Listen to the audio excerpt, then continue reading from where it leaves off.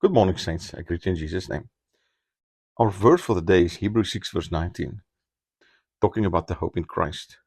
Hope in Christ is not a vague wish or uncertain dream, it is a firm anchor for the soul.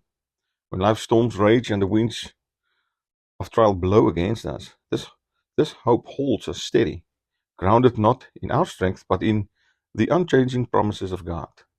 It is sure and steadfast, rooted in God's faithfulness, offering peace and security, even when everything else feels unstable. This kind of hope gives us courage to face the unknown, knowing that our anchor is secured in heaven, not on earth.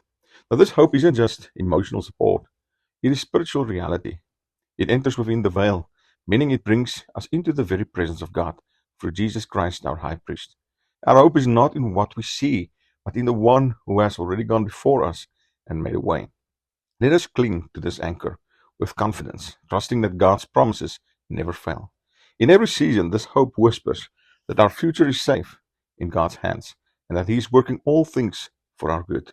May you be blessed. Shalom.